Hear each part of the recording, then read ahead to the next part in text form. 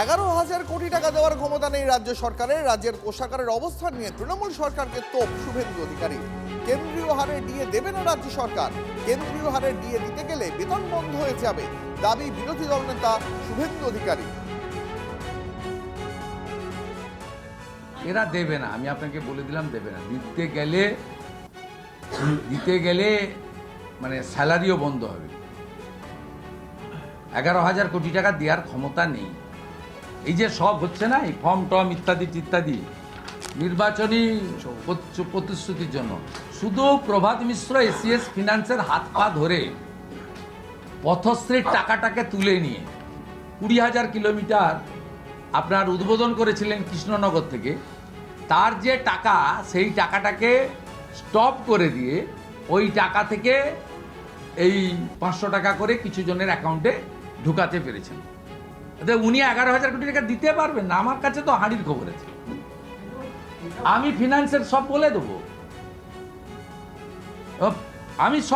আমার তো সব ডিপার্টমেন্টের ভিতরে লোক বসানো আছে, মায়ে ডায়ে সব। মুখ্যমন্ত্রীকে যখন কোনো একজন সাংবাদিক সাহস করে জিজ্ঞেস করেছিলেন, আমাদের মতো তো উনি প্রশ্ন নেন না, ওনাকে প্রশ্ন করা খুব কঠিন। উনি একাই বলেন আপনাদের সেটা দেখাতে হয়, আপনারা দেখাতে বাধ্য। সেখানে কেউ একজন প্রশ্ন করেছিলেন ডিএর কি হবে, মার্চে যে 25% দিয়ে দিতে হবে, মানে 10,400 কোটি টাকা। তখন উনি বলেছিলেন এটা নিয়ে আমি কোনো কথা বলবো না। উঠতে চেয়ার ছেড়ে উঠেই পড়েছিলেন। It's a sub judice matter. Supreme কোর্টে যে মামলা নিষ্পত্তি হয়ে গেছে, যে মামলা ক্লোজ করে দিয়েছে, ডিসপোজ অফ করে দিয়েছে, সেই মামলাকে রাজ্যের মুখ্যমন্ত্রী বলছেন সাবজুডিস ম্যাটার। আপনাদের মনে করিয়ে দিই, 10ই ফেব্রুয়ারি TV9 বাংলার প্রশ্নের জবাবে ঠিক কি বলেছিলেন মুখ্যমন্ত্রী, শুনুন এবার। যদিও বলেছেন যে বিধানসভার সময় যে মহার্ঘ ভাতা 4% দেওয়া হবে এপ্রিল মাসে। আমি এটা নিয়ে কোনো কোশ্চেন আপনাদের কাছে করবো, উত্তর দেবো না। যা বলার আমি বিধানসভায় বা ওই দিন আপনারা কোশ্চেন করেছিলেন দিয়ে দিয়েছি। বাদ বাকিটা ম্যাটার ইজ সাবজুডিস। আমি সাবজুডিস ব্যাপারে কোনো কমেন্টসে যাব না। অবহেলিত পুরো পরিষেবা, অগ্রাধিকার লক্ষ্মীর ভান্ডার। কলকাতা পুরসভার বাজেট প্রস্তাবে তুঙ্গে বিতর্ক।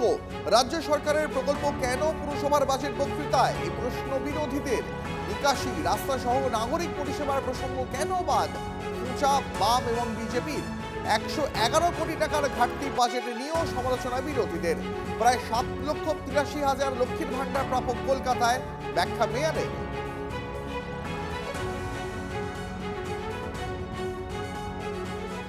বাজেট উনি পুরো পাঠ করেন না, কোথা থেকে কি বলেন আমরাও তাল খুঁজে পাই না অনেক সময়।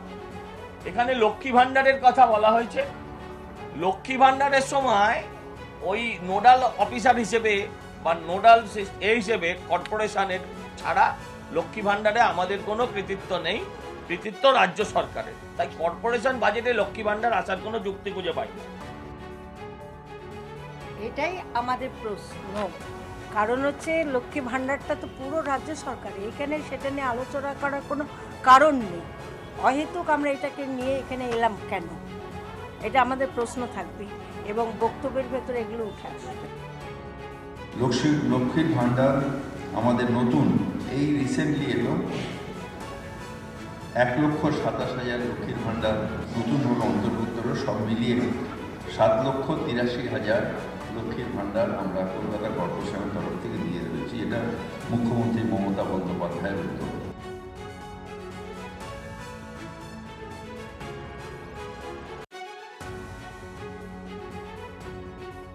আসামে বায়ুসেনার প্রদর্শনী। মোরানে হাইওয়েতে এমার্জেন্সি ল্যান্ডিং স্ট্রিপে নামলো নরেন্দ্র মোদীর বিমান।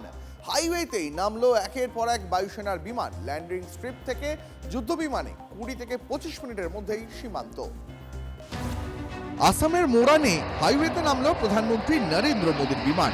ডিব্রুগড়ের মোরানে হাইওয়েতে ইমার্জেন্সি ল্যান্ডিং স্ট্রিপ তৈরি করলো ভারতীয় বায়ুসেনা। হাইওয়েতে নামলো সুখোই, রাফালের মতো যুদ্ধ বিমান, চিনুক, আপাচের মতন হেলিকপ্টার। এমার্জেন্সি ল্যান্ডিং স্ট্রিপে নামলো বায়ুসেনার সি গ্লোবমাস্টারও।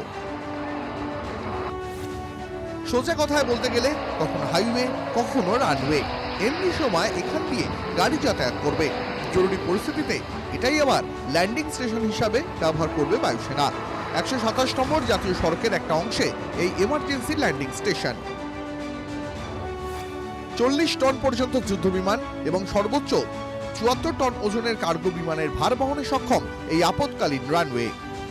जब मैं वायुसेना के विमान से मोरान के हाईवे पर उतरा, रनवे पर नहीं, हाईवे पर विमान से उतरा, तो एक नया इतिहास बन गया।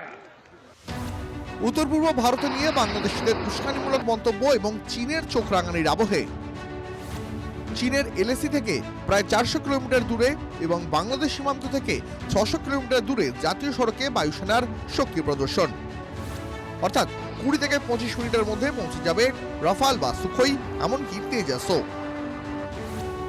তেজপুর বায়ুসেনা ঘাঁটি থেকে ঢিলছড়া দূরত্বে তৈরি এই emergency landing strip Siliguri chicken snake corridor ও উত্তর পূর্ব ভারতের সীমান্ত সুরক্ষায় অত্যন্ত গুরুত্বপূর্ণ।